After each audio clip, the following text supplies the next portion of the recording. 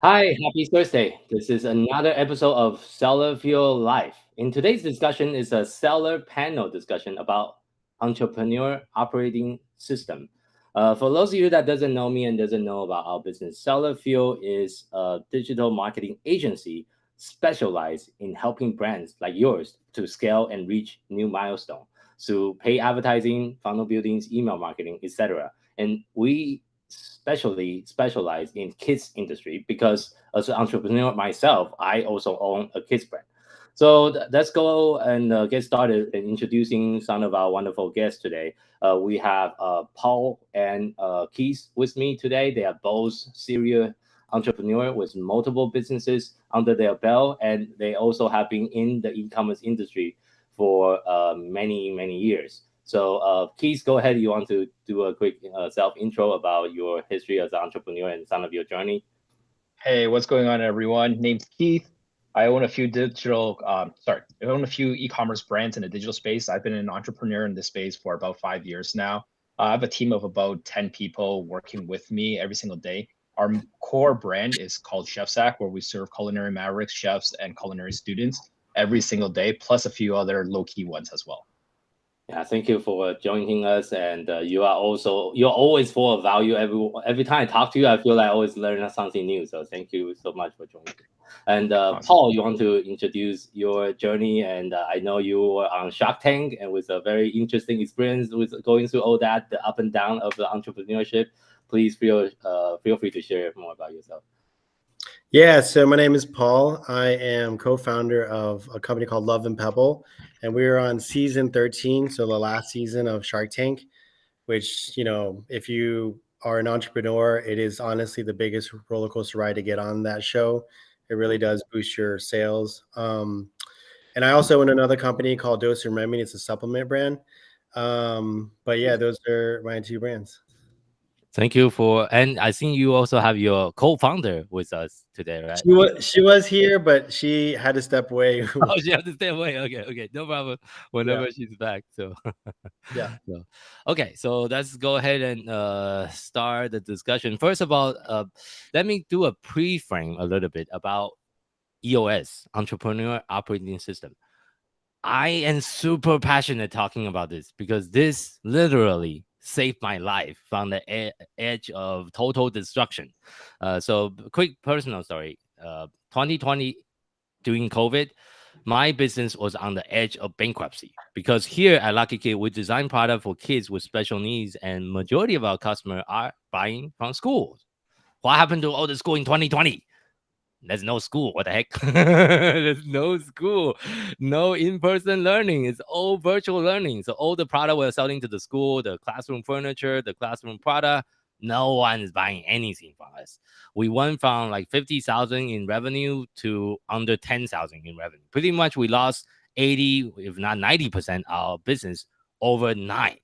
So I had my epiphany moment on what the heck am I going to do? Because I was all in. I borrowed against my house for the business. I took a HELOC, which is a home equity line of credit for those of you who doesn't live in the United States. And I was all in. But I was in a very bad financial situation with 300,000 in debt because I have a whole bunch of inventory sitting in 3PLs and different warehouses, but it's not selling anything. However, I was lucky. I listened to a lot of business podcasts, and one of the business podcasts was mentioning about EOS. And this guy I was following, his name is Mike Jackness. He's also a serial entrepreneur in the e-commerce space. He owned about 4 or 5 different e-commerce brands. He do about 8 figure.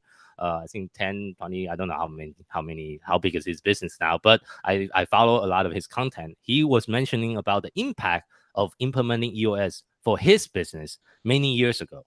And it got me really intrigued. It's like, oh, what is this EOS thing? How does it work? And then he was kind of explaining it a little bit based on his experience using EOS, and that's how I got into the journey 2 years ago. Well, now it's almost 3 years in 2023 now of discovering, learning, and implementing EOS, which is really a system or a framework or network of different management philosophy to help small business owner like us to run a true business. Because back in 2020, I don't know if both of you can resonate to this. I wasn't running the business. The business was running me. I was getting burned out, and I was about to, just give up and forget about this entrepreneurship. It's just maybe it's just not me. And I was really on the edge. So one of the things I want to ask both of you to share is, how do you discover EOS? Maybe Keith, you want to start, and what is your initial? How do you learn about it? Where and why do you looking into implementing EOS for your business? Actually, I learned about it from you, Jason. Oh, okay, you did. Yeah, I Okay. learned about it from you when we first met. You walked me through the EOS system, and at the time, I was like, you know what? I don't have time for this. I have way too much things on my plate I got to take care of. I Yeah, don't have time to implement another system. yeah, But through my networks and speaking to other entrepreneurs in the space, some of the bigger brands that I look up to, they were actually using EOS, and I didn't realize that until I started talking to them. One of the brands was actually called Crossroads, and they're a whoa, pretty big brand. They yeah, do about like $80 million a year, something like that. oh, So okay, whoa, yeah, once I talked to one of their marketing executives, he said that they use EOS and helped them grow and scale their business in such a short period of time, within like 5 to 6 years. hmm, That I felt, you know what, I really need something to help get me on track, because I tried multiple systems and yeah, all of them kind of failed me. Either that or I just wasn't running it properly. I don't know. But either way, I've been on EOS right now for about the past month and a half with my team. And so okay, far it seems okay. There are some struggles, but I hope to like ramp things up with it. sure, sure, sure, sure. How about you, Paul? What make you look into US? What was your story? Yeah. So, I mean, to be honest, you as well. But it came about a different way. So I Okay, think I'm I talked to a lot of like different brand founders and co-owners, and yeah, I've heard people say this traction bug, and I've heard it from mhm, people's mouths. But then yeah, finally, when we got in a group discussion and I talked to you about it, I was like, you know what, this makes sense. And I think for us, we found a lot of success in 2021. That was our mm, breakout year, okay, but that success didn't feel like success. oh, And I think mm, the more money you make, the the worse it gets if you don't have something like this in place. yeah, So that's what we were kind of figuring out. And then eventually, if you don't have something like EOS in place, your sales start decline a little mm, bit. And that's kind of what we kind of experienced in 2022. So, mm, to try to change the ship and go back the right way that we had in 2021, that's yeah, it interested me to get something like this. And I've been I'm a lot earlier than you, Keith. I just finished the book like maybe a month, 2 weeks ago to a month ago. So mm, I'm setting up everything, getting all the team, and then hiring the right people. mm. But so far I like it. I've worked for corporate before, and basically this is kind of like corporate. Corporate What I structure, did yeah, before. Yeah. yeah, but it's a little bit more friendly than like a true like a enterprise level. This is designed for like small business like us. It So is. It yeah, is. It's so more nimble, I think. It's it more is, it is. nimble and it's more, um, because these big companies that I used to work for that had like 30,000 to like 40,000 employees, right? So Mm, it's a little bit different when it's your own business. And my team is only six. Actually, it's 8 people now, but it's mm. not that big. Yeah, for sure, for sure, for sure. So, for those of you that's intrigued and try to understand what the heck are we all talking about, let me kind of explain. And I'm going to put the website to the EOS for those of you that want to learn. Of course, I don't make any money from it. I'm just really passionate talking about it because it literally changed my life. So I'm just trying to share. I share this to every single entrepreneur I knew because I want to. I want this to change other entrepreneurs' life as well. So a brief explanation. EOS is really a complete set of simple concept and practical tool that have helped thousands of entrepreneurs around the world to get what they want from their business. Implementing EOS will help you and your leadership team to get better at three core things: vision, traction, and also make sure everyone stay healthy. And in the actual business EOS model, that's about 6 different components. Of course, I'm not going to bore you with all the details here. You can look into it by yourself at your own time. But the core model is people, vision, data, process, tractions, and issues. And for those of you that haven't read the book, there's also a book called Tractions that kind of explain all that in further details. But today's discussion, we're going to keep it kind of high level and because otherwise this webinar or this seller discussion will be 8 hours instead of 1 hour because it's a lot. It's a lot in that system. So let me go first into the first question we have today for all the panelists is how does EOS help clarify your vision and set clear goal for your business? Keith, you want to take it on first? Yeah, so amongst our management team, we already have uh, an idea of what our vision was, but to have it on paper so the entire team knows, I think is very important. One thing I find as like a digital business or an online business is when you have employees all over the world, there are people who are doing something in the business, but sometimes they don't know how their action is actually propelling the entire business forward and what the reason is. So to have that vision statement out there for everyone to see really lets them know, hey, what I'm doing is helping this area of the business and how we're going to propel this vision forward. So I think that's very, very key. And it goes like that in a lot of like large corporate businesses where I guess more introductory roles, they just don't know, they're just doing things, but they don't know why they're doing it. So having that Yeah. why is very important. Yeah. I 100% relate to that. How about you? For you, how about for you, Paul? Yeah, I mean, I agree with everything he said. So, I mean, mainly, I think in the book they say like everyone's rowing in the right direction, right? So it's like that's kind of like the issue that we had in 2020, towards the end of 2021. Like, not everyone was rowing the right direction. We had a big surge, like a current that was just pushing us along. Sales were coming in, everything was great, but no one was rowing the right direction, and kind of ultimately got us off track, right? Yeah. And the vision is, set across. Once the vision is set across the whole team, it affects everything: marketing, product design, product launches, Mhm. everything from your website to your team culture. All of that matters, because I think our team culture isn't as strong as it could be, and I think that's one of the biggest things Yeah. for a small business to get right. Yeah, it actually tie hand in hand with the culture because without the vision, how can you create a culture? Because the culture is kind of a part of that vision. So for me, my experience with my current system setup, we use the software for our implementation. This is kind of what it looked like behind the scene. This is our vision. Inside the EOS system, we call it Vision Traction Organizer.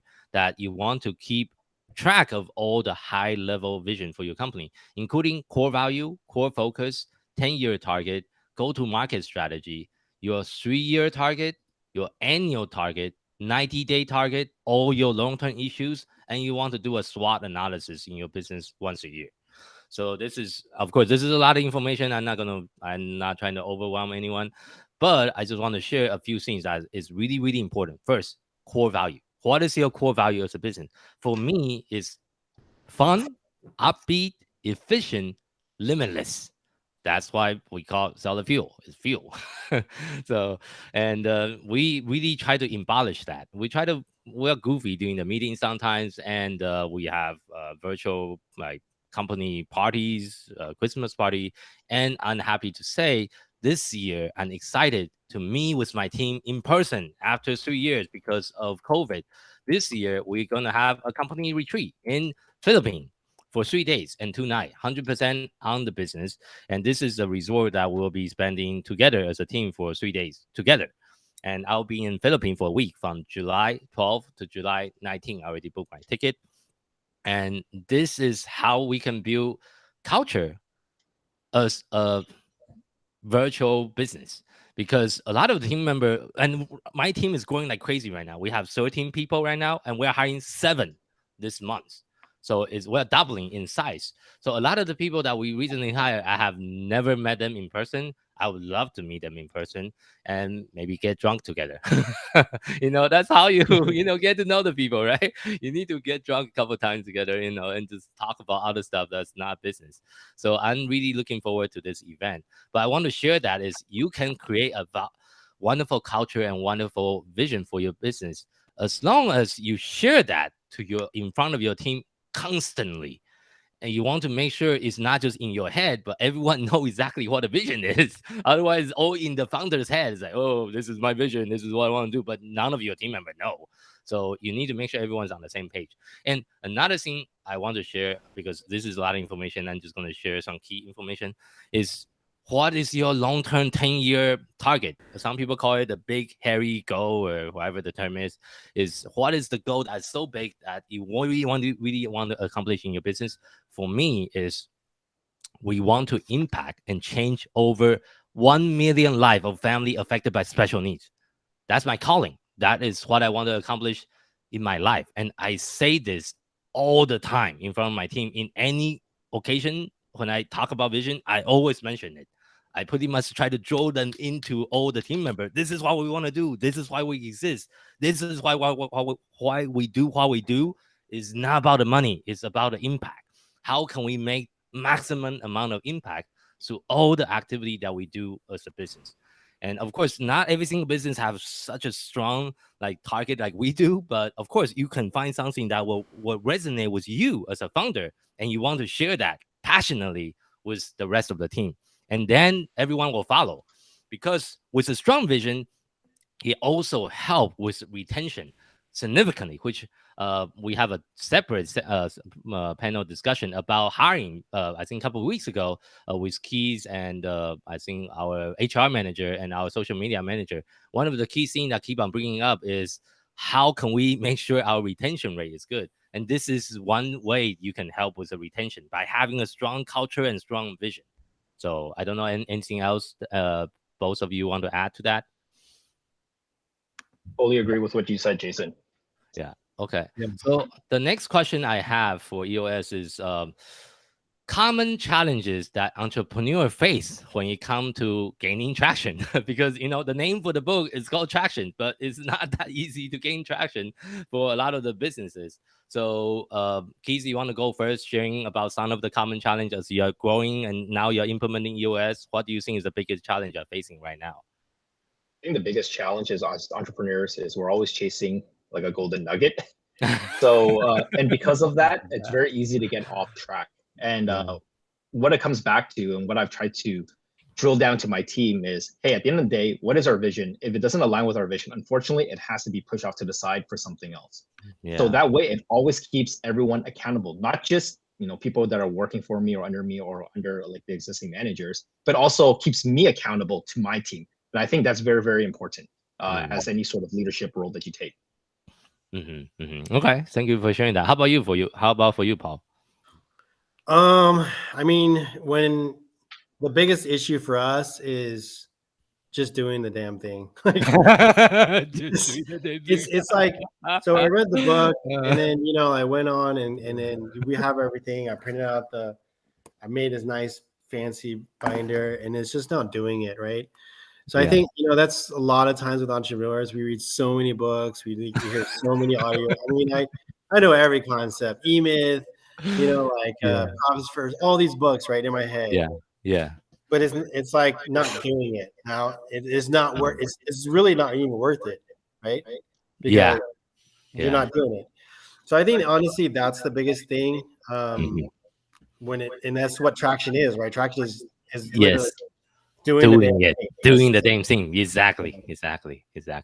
So so for me, one of the most common challenge initially when I first implement EOS is getting all the manager and the leadership team to buy in to the idea of implementing these things, which is going to be a big project. And when you're introducing something like this kind of big project, you get pushback. It's like, oh, do we really need to do this? We're already profitable. Why are we doing this? Isn't this going to take away everyone's time? You always get pushback. But as a visionary, which is who I am, is I need to that's where the vision come back in again. I have a bigger goal. We have with our corporation and with our entity. This is how we can accomplish what we want to accomplish. And that's one of the big challenges. But going back to tractions, one more thing they mentioned in the EOS is you need to establish quarterly goal and quarterly rock for every single team member. And going back to our organization, for us, every single team members, including myself, have at least minimum 3 quarterly target. So, for example, Annie is my sister and my chief marketing officer. Everyone have 3 rock. She have 4 because there's one more that she's going to work on next quarter. But everyone else, as you can see in our internal system, everyone have 3 quarterly rock or quarterly goal, including myself. So how is this relevant? Because we design our compensation structure, our quarterly bonus based on the quarterly goal. Each quarterly goal is account for 25% of their quarterly bonus. If they accomplish, and of course, we need to make sure it's SMART goal, so it's specific, measurable, and attainable, timely, and a whole bunch of all the typical goal settings. We need to make sure that is doable. But if you can accomplish each of the goal before the end of the quarter, you get paid 25% of your quarterly bonus. And then company also have a company rock. For us, like we are trying to hit 30,000 in monthly recurring revenue for the agency side of the business this quarter. If we can hit that, then everyone get the remaining 25%. So there is direct financial incentive to accomplish the goal on top of the vision. And that's how, I mean, this is not taught in EOS. This is my own things. It's my own spin off of EOS a little bit based on one of the main reasons why I come up with this compensation structure, because for those of you, I mean, a lot of people that's watching the replay or watching us live, a lot of us have Filipino team members. In Philippines, is a culture to pay 13 months pay. Means you give them a big annual bonus at the end of the year during Christmas, which is 1 month's worth of their salary. But I do not like that idea, because why am I paying people just for they didn't get fired? That doesn't resonate with me. Like, it doesn't make any sense because it's not tied to any kind of performance. You're just giving them a huge annual bonus because they didn't get fired. Why am I doing that? No, I'm not doing that. I'm not a Philippine company. I don't need to follow freaking Philippine rule. So I come out with a new rule: is the quarterly bonus structure. Each quarter we pay them a week. The quarterly bonus is equivalent to 1 week worth of pay. So if they receive all quarterly bonus throughout the year, guess what? It's the same and equivalent to the 13 months pay. That's how I come up with this particular financial arrangement to kind of align with the Filipino culture, because a lot of them are expecting or hoping to get a 13 months pay. So when we told them is instead of 13 months pay, this is how we do it. You get it every single quarter instead. And actually, a lot of our team members prefer to get the money every single quarter instead of get a big one at the end of the year. So I just want to share that. I mean, this is kind of unique, not part of EOS, but this is how we implement or have our own little modification to the EOS. So I think the biggest thing about the quarterly rocks that I took away is not to have too many. So if you notice, like his rocks, it was only 3 max. And I think that's the biggest challenge that I had in 2021, 2022 was like I had like 8 or 9. yeah. None of them got done. Yeah, we got too many. Yeah, even 3 sometimes I feel like still a lot for most of the team members. 3 is a Like the lot. top 3 things you should really 3 things. focus, get it done, It is knock quarter. it out. Exactly. So, okay, let me move on to the next topic. I guess I guess we can walk everyone through the process of using EOS, because everyone uses it a little bit differently. Of course, I would say I'm 80% true to EOS, but 20% of it I made it up myself. So, yeah. So, Keith, you want to go first on how you are currently using EOS and how is it different than the original one that you learned from the book? So I'm kind of doing everything flyby because there's too much to implement all at once. So Yes. similar to you, because I am using 90 to track everything together. Yes. But the biggest thing to keep us on track is I used to split all of our meetings into like different days of the week to make it easier. Yeah. But right now, Monday is we stack all our meetings onto Monday, every single Monday, which is a lot. Really, that's So a we lot of meetings yeah. on Monday. So it's Whoa. really lengthy, but it keeps it to me. It sets the pace for the entire week, Oh, and you our think team so? kind of likes it because all the departments they have their meeting, they have the all hands on deck meeting plus an individual department meeting, Oh, and everyone okay. knows exactly what's happening for the Yeah. entire week. So it's really tough on Okay. Mondays. We just open with a marketing meeting, then all hands, then an operations, Oh my then God. That's a finance, lot. and then followed by a mini leadership like recon. I So see. it's Yeah. basically like 5 hours of meetings. But then once we get through all of that, the entire week, everyone's more relaxed to do what they need to do and just get down into the Oh, grind. that's interesting. Thank you for sharing that. Actually, we do it a little bit differently. So let me show you my calendar for next week. So it's a Oh little my bit god. easier to see. Actually, next week is better. This week is like this. Next week is a little bit better. So next week calendar, usually we spread it out every single day. So Monday's all hand, Tuesday sales meeting, Wednesday marketing, Thursday operation for one of the in-house brand we have, then Friday operation for the agency. And we also have finance meeting. We have some other smaller meeting with the smaller team throughout the week as well. Like we have media buying meetings, social media meetings separately, and finance meetings separately.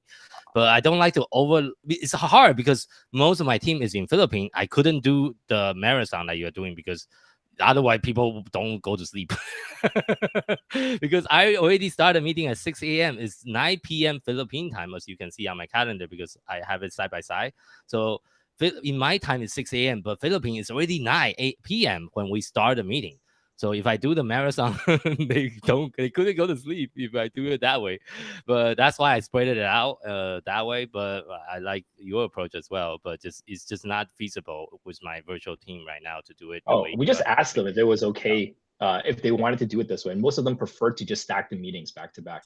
So I I think it's just see. a lot of this on the team. It wasn't just solely on me because you want everyone Okay. to work collaboratively.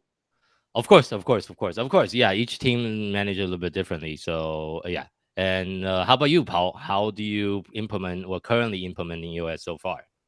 I mean, so like I said, we just started, but I'm basically following, I guess, the blueprint that he laid out, like doing an accountability chart. So that's basically setting your organization, and then I'm going to set my rocks, and then I'm going to start the meetings weekly, monthly, and Okay. quarterly. Which I don't know. That's kind of like daunting to me, and I think that's daunting to a lot of entrepreneurs, Yeah. especially e-commerce, because we're like, man, we don't want any structure meetings. We just want to like do it. Yeah, I know. You just I want to get sell stuff. Like, you I just forget just the want want to to sell sell business. stuff, and then stuff. You the just money want should to come sell in, stuff. right? And my customer acquisition cost should be the lowest it's ever been, but it's Yeah. not. So I Yeah. think that's Yeah. one thing that we're all gonna have to get used to. And when I Yeah. say we all, meaning the founders, I'm Yeah. pretty sure my employees are okay with meetings. It's just we're not okay with meetings. But we need to change Sure. that narrative and be okay with meetings. And then setting scorecards, then the VTO that you Mhm. shared is come Yeah. later. So that's what they proposed in the book. And to Yeah. me, it made sense because it's the logical things that To you can do do right first. Yeah. and Yeah. then you go to the more For like sure. the more like core value type of things. For sure. For sure. So for the meeting, the way I can also share some of our meeting structure because we have different meeting agenda based on the meetings. Each meeting have a slight different variations of the meetings. But I will just share the all hand meetings since this is one of the core meeting we run every single Mondays for our core. And we use the software to run a meeting. So this is our meeting agenda, which is a little bit different. Like I say, I change a little bit based on US. We start out with headline first. So company headline, we have a company HR corners. Our HR manager did an excellent job on updating that have all the information. This is what the HR corner look like with the company website, company policy, career benefit form, management forms, and March birthday, upcoming events. We have a company event July 14th to July 16th. And we treat our team member really, really well.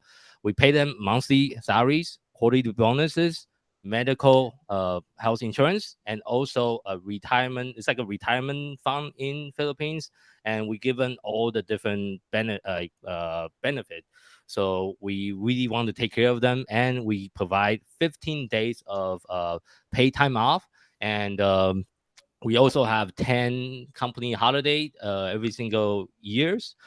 So I really want to treat them like really well because I want to keep them. Retention is a big problem with any kind of the business we operate. So this is how we keep our retention high. And the other thing is based on going back to the meeting. So of course we'll talk about the headline. Then one thing I do very unique. Not a lot of people do this. Every single Monday, I will spend 5 minutes and have a group meditation with my entire team virtually. Just 5 minutes. Just everyone sit down. I'll play a guided meditation because I'm big into meditation. I do daily meditation. Mindset is one of the hardest thing you can teach anyone, but this is also one of the most important thing you can teach anyone, especially within our organization. So I do that every single week on Monday, as long as I'm not traveling. If I'm traveling, it's a little bit difficult, then we won't do it. But if I'm not traveling, if I'm at my home office, I always do the 5 minute meditation. Then we review the scorecard. inside the business. This is our scorecard for all the KPI outside of Amazon. For Amazon, we use like Perpetua right now to keep track of our Amazon related matrix. But everything outside of Amazon, like Shopify related, email marketing, SMS marketings, Facebook ads, social medias, Facebook group, every single KPI is being tracked inside our EOS system. Then we also do a ROC review. Okay, what is the status? Are we on track? Are we off track?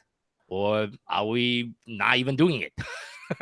So, and then we'll review our weekly show. We have another podcast that we run on a weekly basis called Sense Video Live. We'll review who is going to be on and, make sure everything is set for that.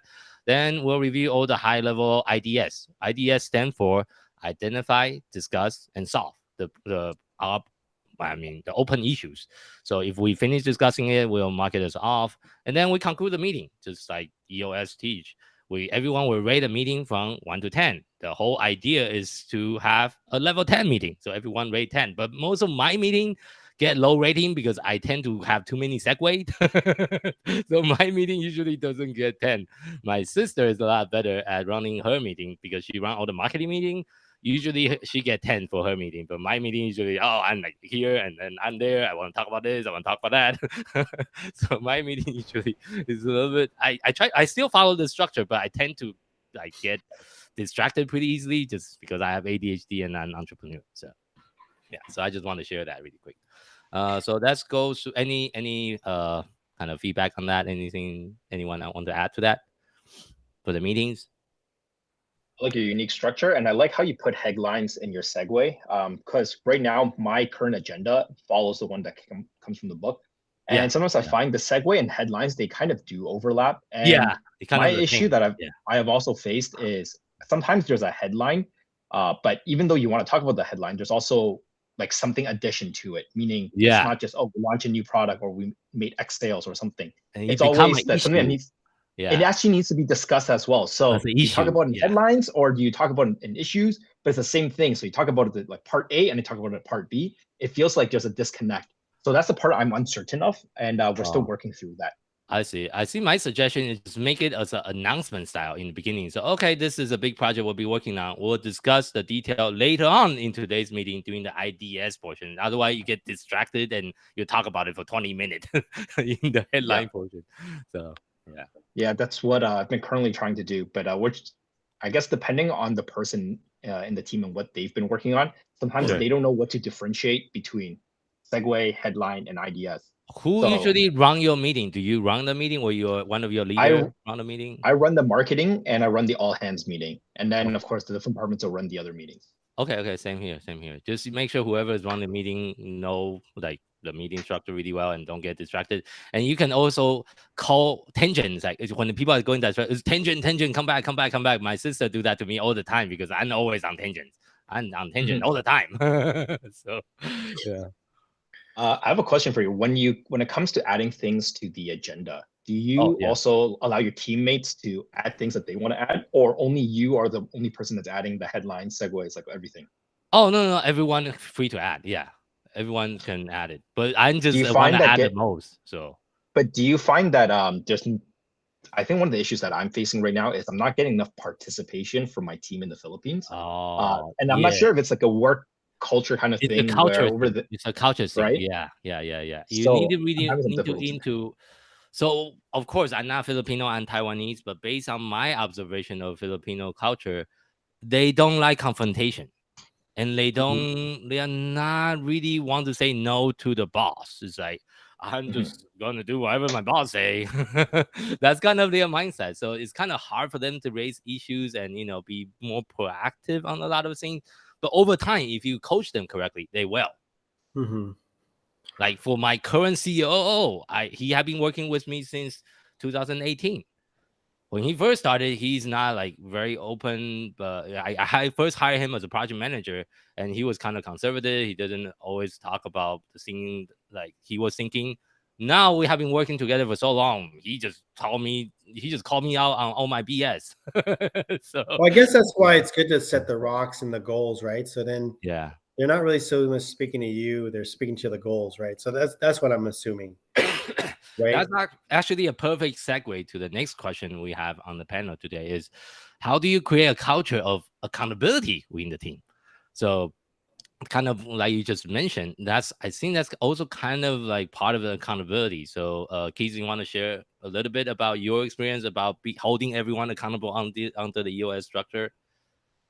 Yeah, so I think the main thing is because everyone can clearly see what everybody is doing at any given time, Yeah. it creates that natural sense of accountability where each time Yeah. we go through the meeting and your name's decided to do and it's not done, you're like, oh, man, I need to do my, Yeah. everyone can see that I didn't do my work. Yes. If it's just Yes. like a hidden Yes. task on a separate project with nobody else seeing Yes. it, then you Yes. get away with it. So I think that's kind of Yes. key, having things on open, and of course keeps the Yes. leadership also in check as well. For But sure. aside from that, I don't really have any like metrics or anything in place to make sure people are working a certain number of hours. For me, it's as long as I assign a task and it gets done, that's all I care about. If I I start see. seeing things not coming through, then I have an issue with that. I see. I see. How about you, Paul? I mean, I haven't started it yet, right? So I don't really know, but I can tell you in the past there has been very little. Well, okay, the accountability has always been reactive, right? And Yeah. so that's what I'm trying to get away from. So instead of like, hey, why aren't we hitting this metrics 1 week later?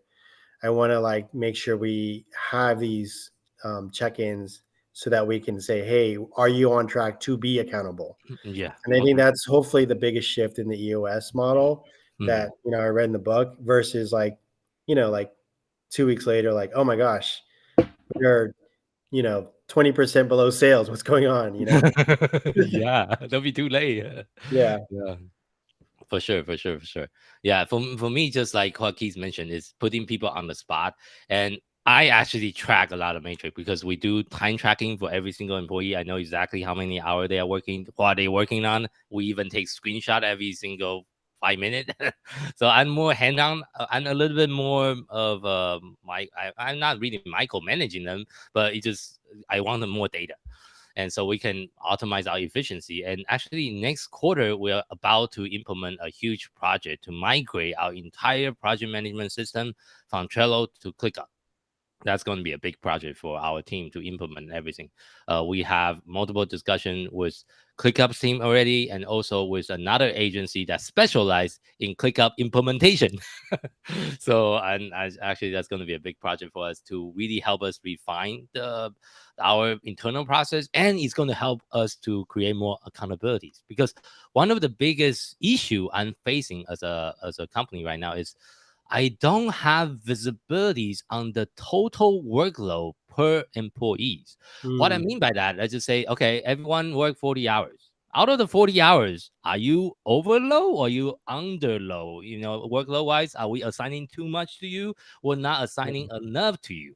Right now, I don't really see that really, really well. I can see they are working 40 hours, but I can kind of see what they are working on. But I really want to see is are we not giving them enough job or are we giving them too much job? And I want to do it in the level where it's okay for every single product launch. Let's go back to e-commerce here. It's very specific, step by step, exactly what each team member need to do, what each of the member need to do. And we can also allocate predetermined time. Let's just say, okay, writing an email for the product launch should take 30 minutes. That is the estimated time. But then I want to track it against actual time. And I couldn't do that in Trello. I can do that in ClickUp, however, that will give me maximum visibility for efficiency. So that's one of the big projects I'm working on with my team next quarter. And ideally, the end goal is as a business owner, all I need to do is log into a dashboard. I know exactly are we like utilization rate almost of the team. Are we 80% utilization, 90%, 110%, or are we lower or higher? That's what I want to see as a business owner. I don't care about all the details. I just want to see high level. What's our utilization?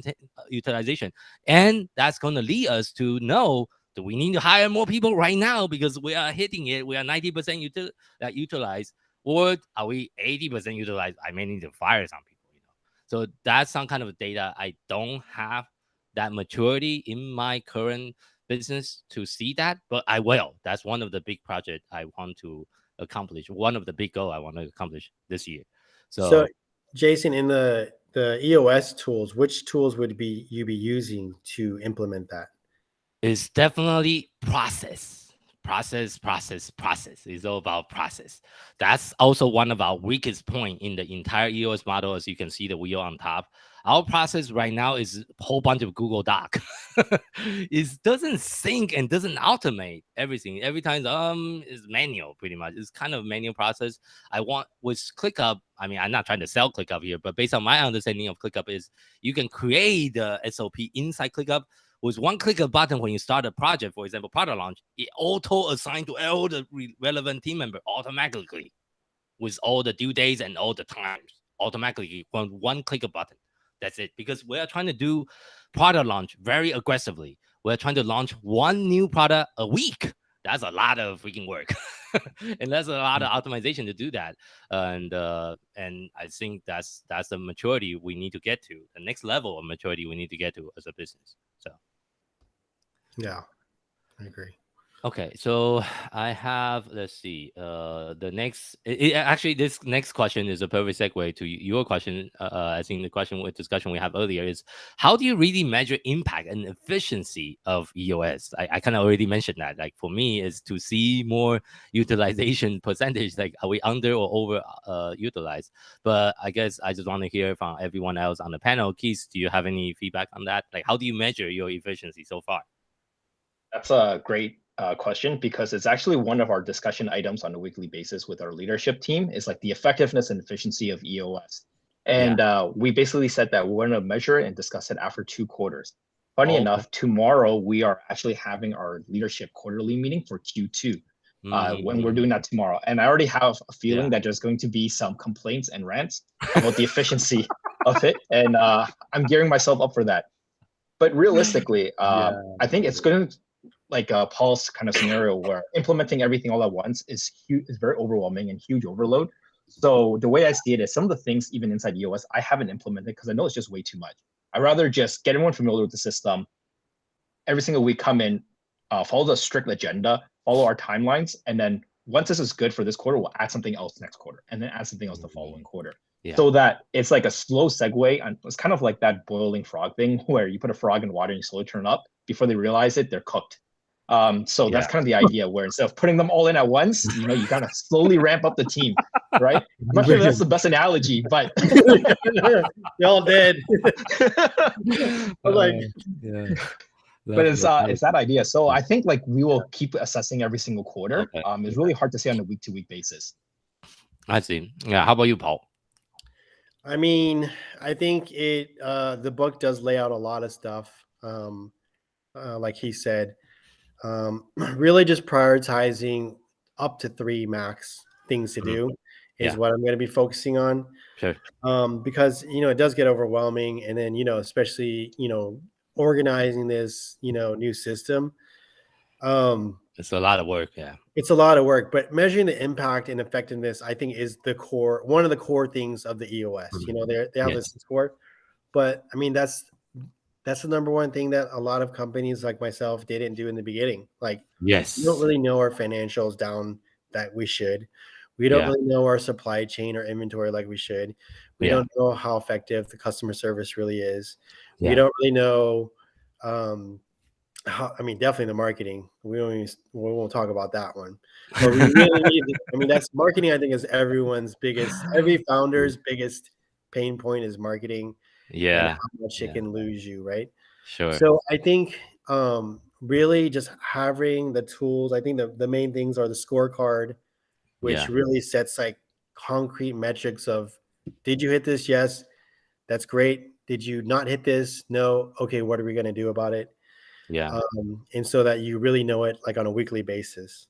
So the scorecard and then definitely the accountability chart, I think, are the 2 things that we're going to use to measure how well EOS is doing. Yeah, and I have one more free resource I want to share for all the viewers, either live or replays, and it's called organizationalcheckup.com. I already go ahead and post the link to the chat. It's a 100% free tool, and the way it works is you go in and do a quick, I think about 20-minute assessment on your organization. And I'm actually going to show you my result before I implemented EOS a few years ago. And it was bad. So this is my assessment score back in 2021 when I first started implementing it. I start reading into the book at the end of 2020, and took me a couple months to finally be serious about it, and I start implementation. I was 55%. So I got an F as a business owner. It's a F because 55 is definitely below the threshold. And I was weak on all the elements.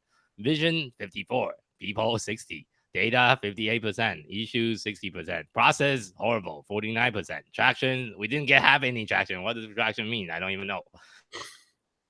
So but then after we implement, after a few months, uh, right now for our organization, actually the most, let me pull up the most recent one. This is done in, I have another account I have. The most recent, oh, what happened here? Sorry, give me a second here. So I can pull up the most recent one as well. For the most recent one, we are doing about 90% already. But we have been stuck around the 90% efficiency for a while now. So we are still around 90% and trying to really push to the next level. Maybe we can try to hit 95 if we could. But back in 2021, after we finished the initial negotiation, implementation, we were able to raise our organization efficiency to 90% efficiency, which is a big major accomplishment. But of course, as an entrepreneur, we never stop there. We always keep on trying to improve. Even so we are at 90%, there's still a lot of room for improvement. Like all the things I just mentioned earlier with ClickUp implementation, I really want to take it to the next level as well. But this is a free tool, and I will 100% recommend any entrepreneur that's looking and being very serious about growing their business correctly. Is a wonderful tool for you to look into, and I like to share. And this tool, once you do the assessment, they also give you recommendations. Like, okay, this is a recommendation. Okay, your vision sucks. What do you need to do? Your people sucks. What do you need to do? Go read this book. Go do this. Go do that. Go do that. Do the people analyzer and all that stuff. They have a lot of free tool in it. It's 100% free. And data, we are not tracking anything before. So like, how do you track data? Like, what do you need to track? Like issues, all the stuff. They give you free recommendation. So I will 100% recommend this. And again, this is free. I don't make any money from it. I just want to share. So anything both of you want to add? I think in our traction book they had the same kind of quiz, and I think we got a 40. I think the only Okay. thing that Even we worse than have mine. is that we have a relationship with our employees. Yeah. So that's what got us to the 40. So we were happy about that, but everything else was just low. But I mean, I Yeah. think we're aiming for a 70 to 80%. I Mm. think 70 is good. 90 is like really, really good. So you guys are probably running a really good ship. But I Yeah. think if you get to 70, you'll start seeing things change around. Yes, yes, yes, yes, yes. For sure, for sure. Yeah, I spend a lot of time into this, as you know, into EOS. I'm like the EOS Mhm. geek almost. So, yeah, but it does take a lot of time and effort, especially from the founder, because the founder is not 100% buy in and know everything about EOS. You cannot expect your team to do that. So Mhm. that's kind of the major thing about EOS. You need to, as a founder, you need to be 100% buy in into the idea of implementing EOS. Otherwise, the rest of the team is not going to follow. So, and I guess it kind of as well toward the end of today's panel discussion, we just have a few more questions left. Is the next question we have is, how did EOS make running your business easier? I think, Paul, you haven't started running it yet, so you probably couldn't really speak a lot to this, but maybe Keith, you can speak more on this. I think on a weekly basis, it gave us a better structure from a very top level. The issue I find is, of course, like with 90, we are managing things from a top level, but the individual tasks, the small mini projects, Mm. things that occur on a week-to-week basis or on a daily basis, which you don't need to check up on a weekly, you just want to get it done for the following day. It's posted outside of 90. So merging some Yeah. sort of 90 together, and we're using Asana as our project management, merging Mm. it together to make it work, I think that would be like the best thing, because people do find Yeah. deficiencies where it's like, hey, do a task here, but then you also got to do it here as Yeah. well, I have the same and it's a issue. pain. So Yeah. Yeah. yeah, right now we have 90 and we have Trello. So each team need to check at least minimum two. So make sure they Yeah. are on top of it. Right now, our kind of manual way of doing it is, if you are doing any one-off task, like that come up during the meeting that you need to address is in 90. Anything that's project related or anything that's recurring on daily, weekly, or monthly basis, that go to the project management system. Because one thing I noticed, at least with the current system I'm using with 90, is not very easy to set up recurring tasks. Actually, they don't even have a feature to set up recurring tasks. And for a big project like a product launch, it's too overwhelming for the US system to handle. It's going to blow it up. You're going to like your meeting is super long and the data's everywhere. So because it's not designed to be a project management tool, it's designed to operate the entire business on a higher level. Then like small tasks, like click this button here, click another button there, is not what it is designed for. So I have the same identical issue to the one you just mentioned, because we still have two different systems. Every single team member, including myself, need to log into, and I'm not really good at logging into two different systems. Sometimes I forget stuff. So currently, for anything I need to do, I keep everything in 90. If it's in Trello, I also add it to 90. So I always see it in 90. So that, I mean, that's not the perfect way, but that's kind of the workaround that we're doing right now. But ideally, it depends on how well this ClickUp implementation can go for us. I want to keep our entire EOS system in ClickUp as well. But ideally, if we can make it happen, but that's one thing I'm talking to our implementation company that's helping with our implementation with ClickUp, because the company that we are talking to, they also implement EOS 100% using ClickUp. Their EOS system and their project management system, everything they do is inside ClickUp single system. That's where I want to get at. But of course, we need to do migration. We need to figure out how to do it, make sure we train everyone how to use it correctly. So we still have a long way to go. But eventually, I want to get to a single system, just like you mentioned. So Yeah, what I'm currently doing is once you add it to 90, then just copy and paste the link from Asana and throw it into 90. So when we open up, then we can just click yes, and see we right do away. that too. We do that too. Yeah. Exactly. That's exactly what we do. Yes, that's exactly what we do. Yes, we do. That's the same thing. Yes, yes, yes. So, so we have a few more minutes because we have another call we need to all jump to. But the final question is: any special feature of EOS that you really like and enjoy based on your study of EOS? For those that, I mean, he's already implementing it. I know Paul, you have been studying a lot about it. What is some special feature that you really think and make it unique, and that's one of the main things that attract you to EOS and make you really want to consider implementing it? Keith, you want to go first? I think their structure of weekly and quarterly meetings, it makes sense. Not just meetings, but like the theory behind it. And to make sure that, hey, we're resetting every 90 days or every single quarter. And Yeah, I realize that's very key because you can get lost very easily if you don't have that reset. So to sure. keep everybody on point, I think that's very key for me. At least like putting down this basic framework for me before I used to just do whatever the heck I want. No framework. No Yeah, framework. Typical framework is all in entrepreneur. here. My Typical framework is whatever I think entrepreneur. of. You're Yeah. not the only one. That was me before too. It's all in my head. So, yeah. How about you, Paul? I mean, I think the magic in the EOS is that it's not sexy. It's not a Tony Robbins concert and you're gonna fall and then have an epiphany and wake up and be like, man, I can do it. I'm gonna take ice baths every morning, whatever. Like, I think the main thing with this is it really calls to the entrepreneur, like, hey, this is the work that you should do. This is the organization of it, and it simplifies it. And that's the biggest thing with entrepreneurs is like we like to unsimplify things and make things go like a million different ways, and then we throw everything at the wall and see which one sticks, right? So Yeah. I think the main thing with this is it just organizes you and gives you a roadmap to what you should be doing to organize everything to make everything more efficient. So you don't work in the business, you work on the business, all that stuff. Um, but that's what I've gotten so far. So even though I haven't implemented it, a lot of the principles I'm already restructuring my mindset of how I need to approach my business, you know? And instead of like, 1,000 different things that are running through my head, I'm organizing it down to take, whatever actionable steps. And then the second thing is it's really holding you accountable. And this is the hard part of the EOS is like, once again, doing the damn thing. I think you can hire a consultant, but one of the beautiful things about this is you can actually do it yourself if you have the discipline. It's like working out, right? Yes. So I mean, that's kind of what I'm taking away from all this. That's the special feature is Yeah. it's sound principles. It's not something, a hack or something. It's just sound Yeah. principles, like put it Yeah. away that makes sense. Yeah. The problem with most of the Amazon seller, they are always looking for the next hack, but they are Yeah, not working on the business itself. So that's the yeah, problem with a lot of the Amazon seller, especially. So, and one more thing I want to share, and I feel like it's a special feature, at least, I mean, it's not really special feature because a lot of company does this, but it just kind of help us to organize in a way that we can really keep our performance evaluation. So let me kind of explain.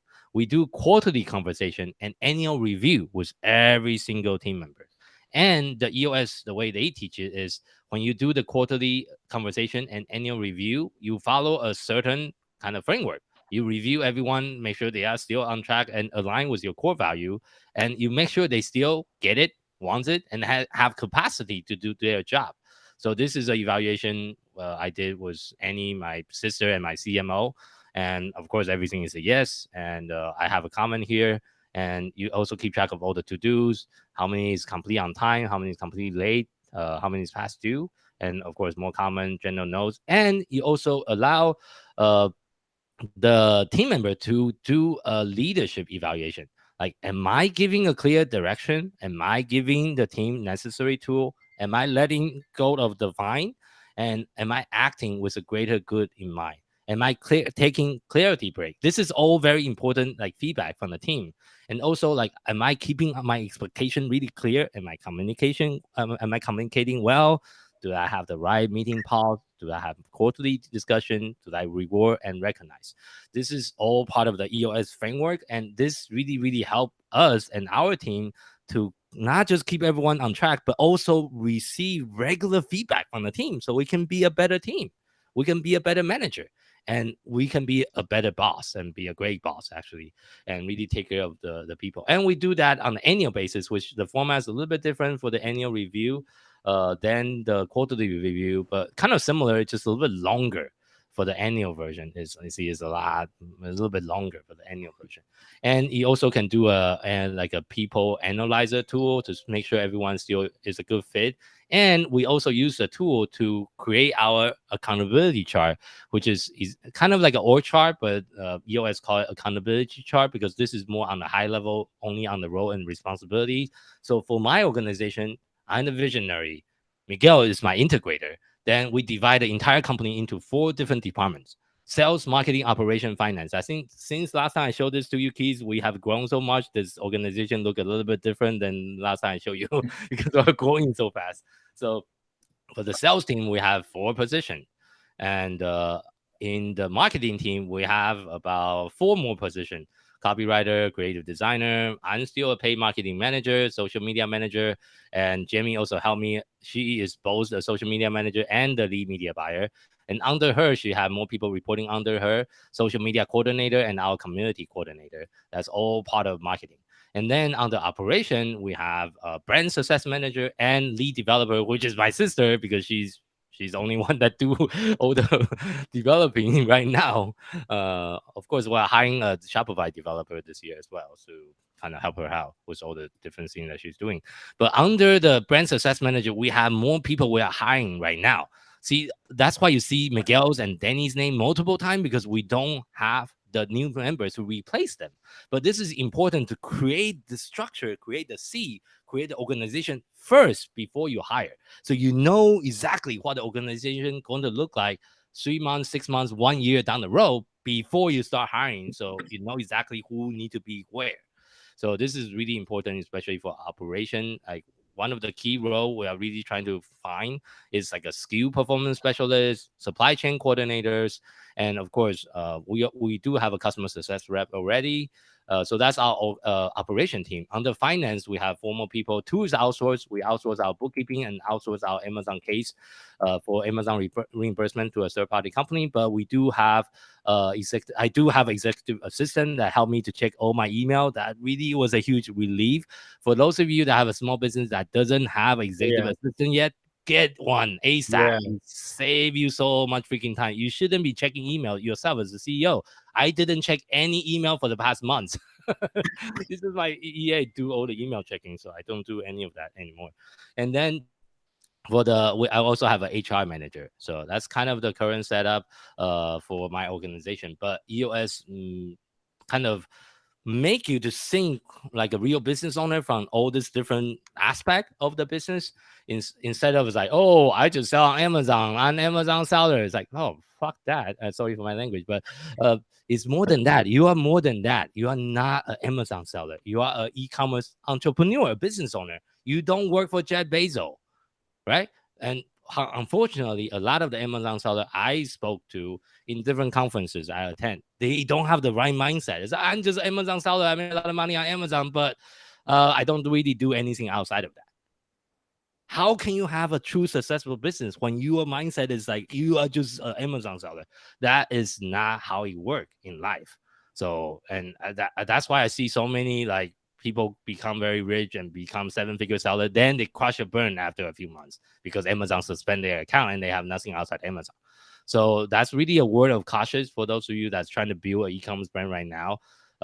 Really look into this kind of foundational stuff, the boring stuff. The boring stuff is what is the most important and what is going to make you money in the long term. You can look into all the hack. Okay, there's 100 Amazon hacks, sure. But does that help you to build a long-term successful business? No. So this is where is the real meat of the potato here. So I want to kind of wrap up our today's seller discussion with that thought for everyone. Anyone want to say the final thought before we wrap it up so we can go to the next meeting? If you're not EOS, get on EOS. Yes. And again, I already post free resources on online. Just go check out organizationcheckup.com. It's 100% free resources. You can do the assessment, and you know where to start. So thank you so much for attending, and I'm going to end the live stream, and we will have a few more training for you in the upcoming weeks. Fantastic. Thank you, everyone.